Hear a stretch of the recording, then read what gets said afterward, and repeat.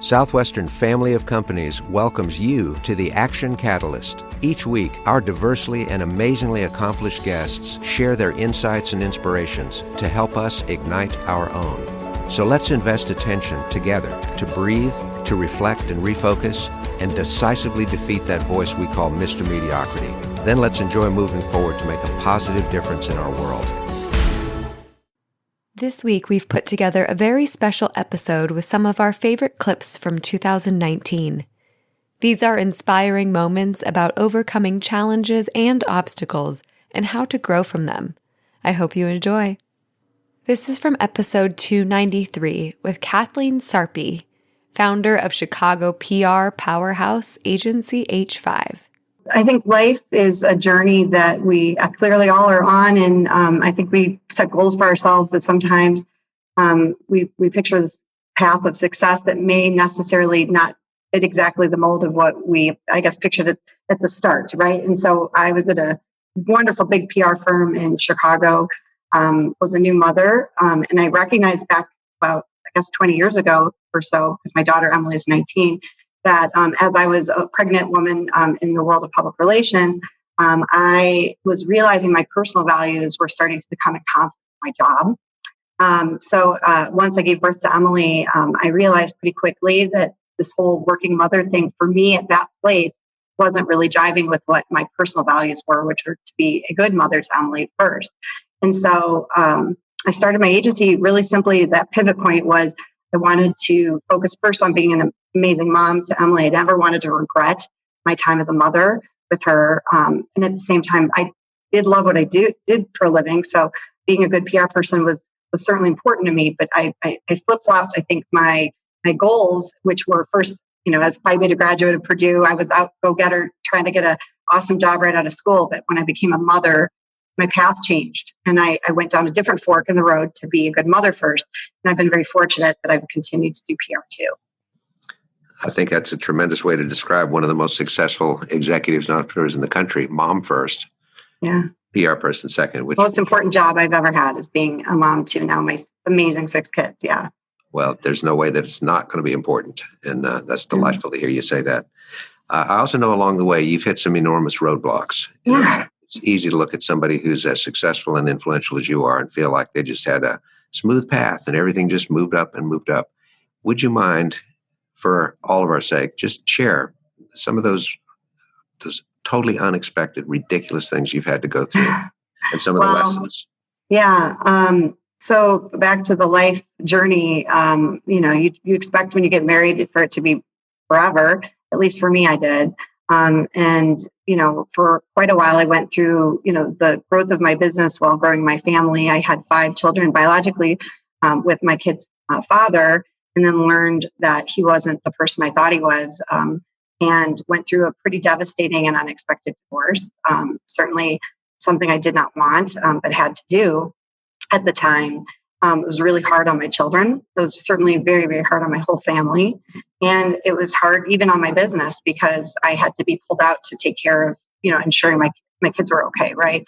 That was the beginning of a 3-year journey I've been going through, actually, where a lot of things happened to me that were unexpected. Once my divorce was final, my parents played a huge role in my life, especially helping support me through in a very rocky emotional time. So after my divorce was final, my dad died probably 3 months later. And my dad was in court with me every single day holding my hand. So I lost my best friend in, a moment. It was an unexpected passing. And so that left me reeling, obviously, and very sad, and my children very sad. But, again, life throws you curveballs, right? I feel like there's a constant, just a moment. I think I've recognized that change is the one thing that's constant in life, which sounds like an oxymoron, but change is constant. I used to think life was a smooth sail that you were on and a couple bumps would be hit along the way. And now I've recognized there's a lot of the hardship that comes along your journey, and it's how you anchor yourself that really matters. So, after my father passed away, my mom died 14 weeks to the day later. They'd been married 64 years together, 67 years, and a wonderful example of love and kindness to me. So that was obviously another devastating blow to me and my children after going through the loss of my marriage. And then, the challenge of going through, a divorce, process, and then going through the loss of my father and then the loss of my mother. So I noticed there was quite a series of events that kept happening to me. And I think a lot of people could say I had every right to curl up in a corner and suck my thumb and stay away from the world. But what I was taught in that 3-year period was a really strong sense of resilience, of having to get back up.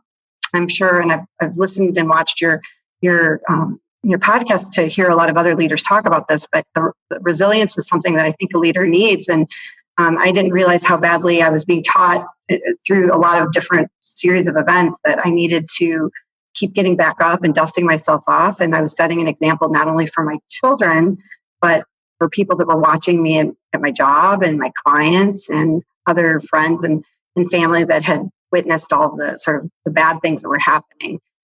And from that, I think, experience of going through all that loss, I actually feel like I'm a way better person having gone through it. Like I wouldn't change a thing, strangely, despite the fact that it was really many times so devastating that I was hardly able to think I could get through it.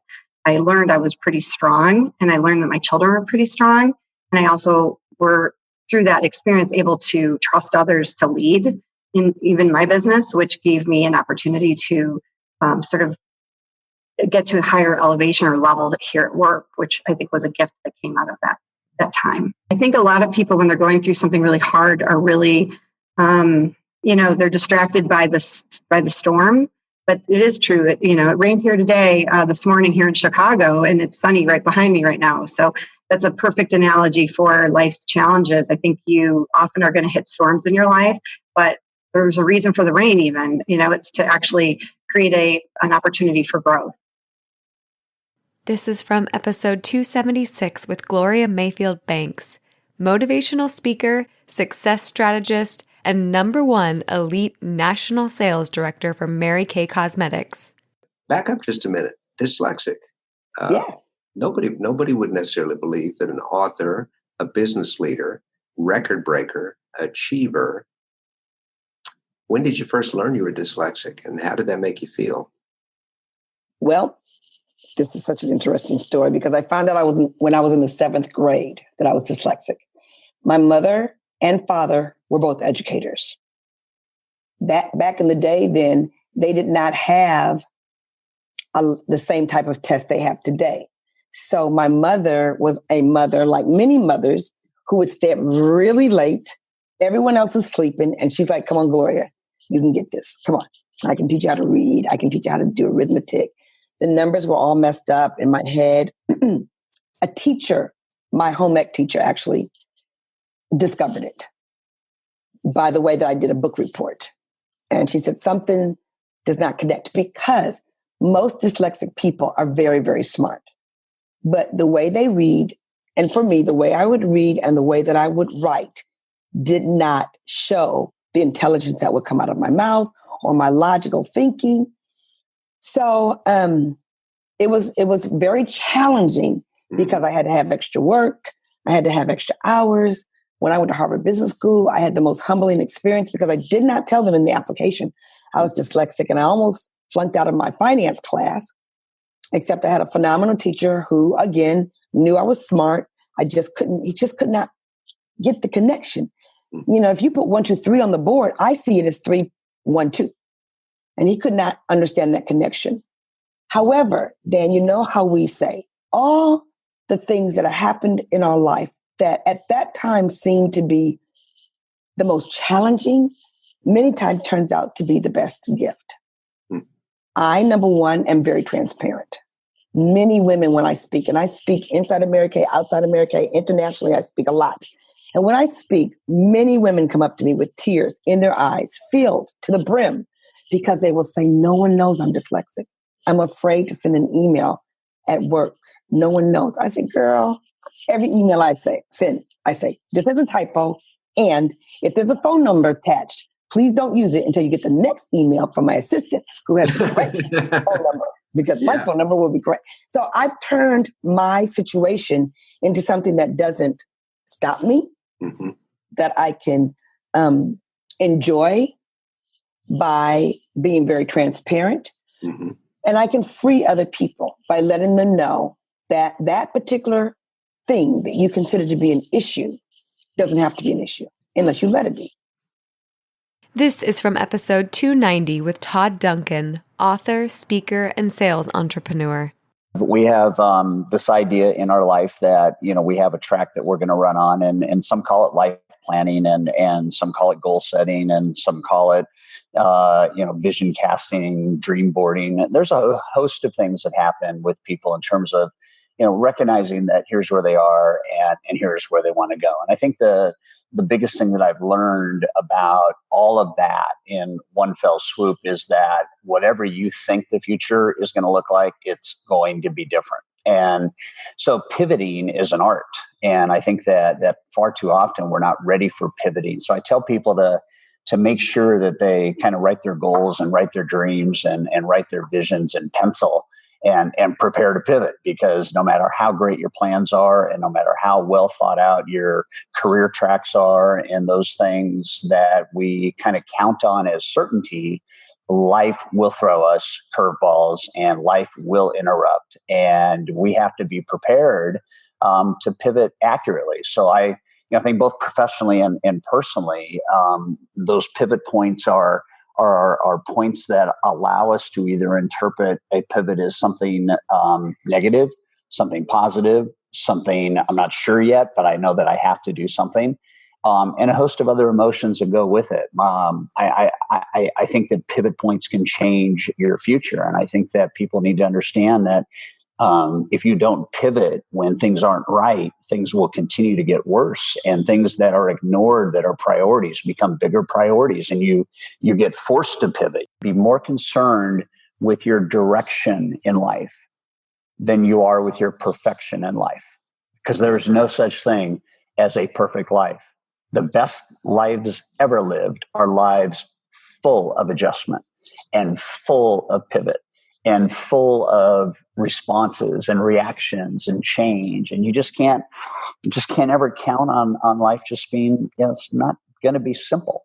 If my son, and I'll get a little personal here, but if my son has responded to the death of his mother by choosing alcohol and drugs to numb himself of that severe trauma, and I see it and I understand it, and even he comes to me and asks for help, I have to make some decisions around what is the best thing for my little boy. My little boy is growing up, and my little boy is involved in alcohol, and my little boy is involved in drugs, and he's trying to heal a pain that he had nothing to do with. Mm. And I have to make a decision, what is the best thing for my son? And I got to a point where I recognized through therapy and through the professional advice of some people that are specialists in this area, that if I don't do the hard thing, my son might die. My son might die from the very thing that he didn't create, but that he used as a tool to help him handle the pain of losing his mother. And I remember that day at 4:15 in the afternoon when I had a couple of guys show up at my house and lovingly, with me by his side and my mom and dad by his side and my wife by his side, escort him to a car and put him into a rehabilitation center to save his life as a 16-year-old, him pleading that he needed help. The hardest thing I've ever done was to send my son into rehabilitation. And at 7:30 that night, just 3 hours and 15 minutes later, I got a text on his phone from one of his friends. And the text, I'll never forget it, Dan. The text said, "We scored the heroin. It's on tonight." And I look at that window and I look at my little teeny boy who's 6'6" and probably could take me down with a couple punches.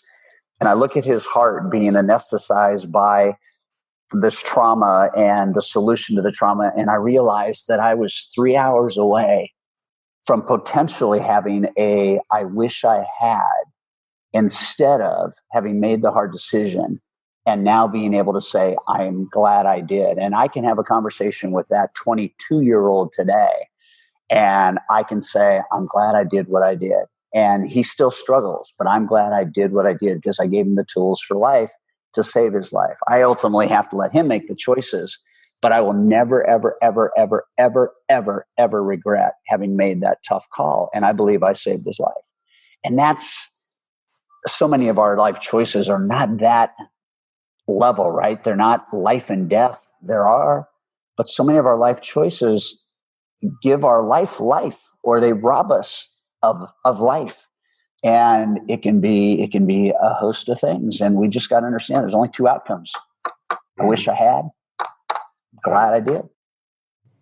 This is from episode 299, the second part of the two-part episode with Edie Allen, empowerment and transformational coach and brave storyteller. Would you maybe share with our listeners what you consider maybe the most powerful or a couple of the most powerful parts of your own healing process, the conclusions, the light bulbs that went off that helped move you forward? Absolutely. One was I recognized that at some point the child inside myself was neglected by me. And I was playing out patterns in my life with relationships that were not working out so well for me. As I said, I was numbing my own pain there for a long time. There was a segment of time where I was just hiding and numbing and playing it small. And so one day I came across a book that was called The Inner Child Dialogues. And the premise of the book was to connect with your inner child so that your inner child could kind of give you this information about yourself. So the first day, the suggestion is to wake up early in the morning and write to your inner child, "Good morning, inner child. How are you feeling today?" And whatever your inner child says, your response is, "Thank you for telling me that." Mm-hmm. No matter what they say, "Thank you for telling me that." And it's to build trust with your inner child. So I was excited. And the first day I woke up, and now mind you, at this time, I am desperate. I'm homeless. I'm living in California. I drove out there for a job that disappeared on my way out there. Mm. And so I had no home to live in when I got there because that fell apart. I had just had a miscarriage with someone that I thought I was in love with and going to spend my life with. That person had just exited my life without a conversation about it. I had just put my dog down. I was like a walking, talking country western song, for sure. So I was desperate, and I'm in California, and had these dreams of being an actress. And I'm like here in California, and I'm house sitting for this girl and babysitting her dog as a way of having a place to live and a little bit of money so that I can eat. And I find this book, The Inner Child Dialogue. I'm like, this is going to be great. It's going to be the answer to all my problems. And so the first day I wake up and, "Good morning, inner child. How are you feeling today?" Nothing. No response. No response. Day 2.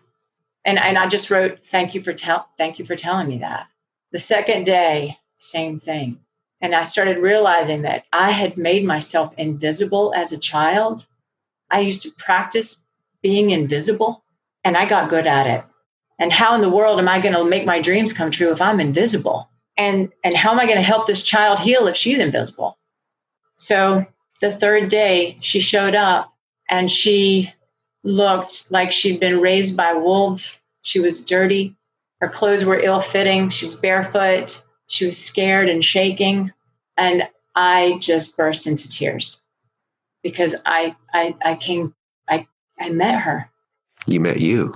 I met me. My spirit, my little child spirit, my little wounded one, my scared one. And I just said, "Oh, thank you for telling me that." And I just held her and held me and let myself experience that connection of that little child. And then I started that dialogue and just would ask her questions. And no matter what she told me, I would say, "Thank you for telling me that." I began to build a trust with myself. And I started growing and maturing in different parts of myself. Like my 14-year-old showed up and taught me something magical. And incredible. And my 23-year-old showed up and told me something about myself, and all these different facets of myself that I had been neglecting and or just so busy trying to make it, just so busy trying to be successful or be something or be meaningful or be anything besides what I had been that I didn't like. So about 2 years ago, I gave up drinking. I gave up numbing. And between the inner child work that I do and that I continue to do, and that I sought other programs to help me heal my inner child, and my teenager that's quite rebellious, Mm-hmm. I continued doing that kind of work. And then coupled with my sobriety, that's also how I came to connect with Stephen, is through recovery and working a very strong, beautiful recovery program that has just helped me heal and helped me be whole. And from that, I've started working on a program. It's called the 4 Pieces of Hope that Make Us Whole. And the H of hope stands to me for honoring ourselves. Honoring ourselves no matter what, even when others are not honoring us, if we can honor ourselves. And that's through self-care and self-love and self-compassion. Then we can have the capacity to honor others and do those things for them.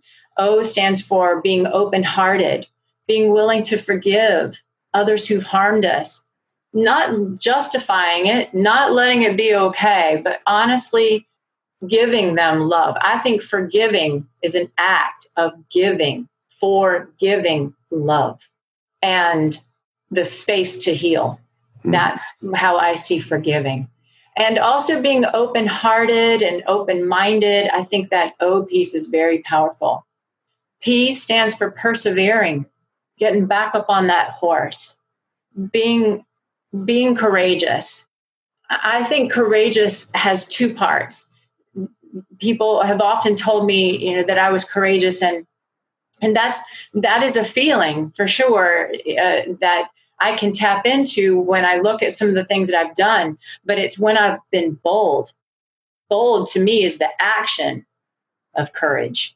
If when we're ready to take courageous action and we allow ourselves to be bold so that we can make a difference in the world, that I think is very powerful. And then E stands for evolving. It's so important for us to grow.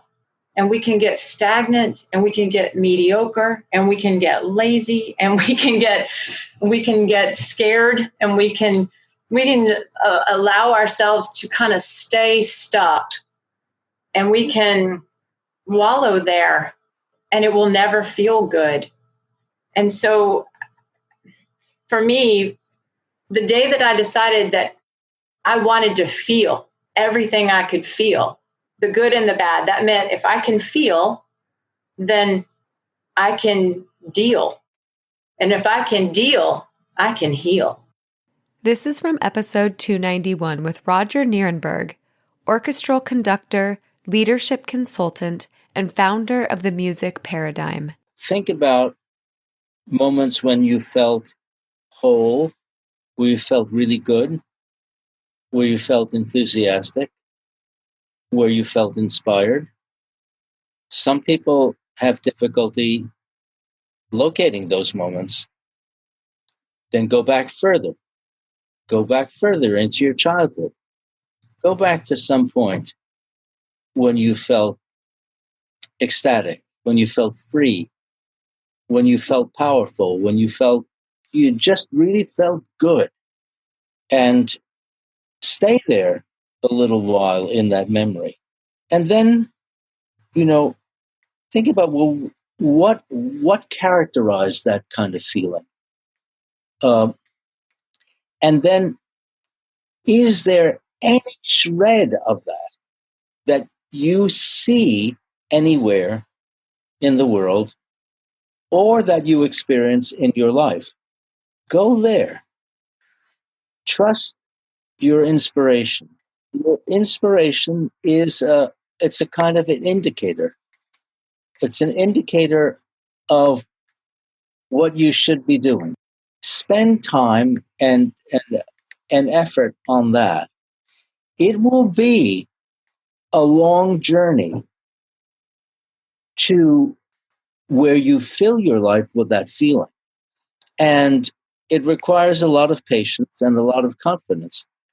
But I think the inspiration is a good starting point. And then, of course, you want to fill your life with the right people. You want to see who the people are who are bringing you down, and just spend as little time with them as you can. You may not be able to eliminate them, but don't spend your time with them. Find the people who bring you up. Find the people who are that kind of influence. And there are those people that are actually in your life, and then there are the people that you can meet by reading them. Or, there's so much on YouTube. There's so many great things on YouTube. People, giving talks, and there's such an education. You never have to leave your desk in order to explore the world. It's a really an amazing time that we live in, and I'm constantly amazed by it. If you didn't hear the full episode from any of these guests, please make sure to go back and listen to them all the way through, as they were all such wonderful, insightful guests on this show in 2019. I hope you enjoyed this episode. We look forward to everything that 2020 brings. Happy New Year from the Action Catalyst. If you enjoy this podcast, please make sure to subscribe. To stay updated on everything that the Action Catalyst is up to, make sure to follow us on Facebook and Instagram at Action Catalyst Podcast and Twitter at Catalyst_Action. Thanks for listening.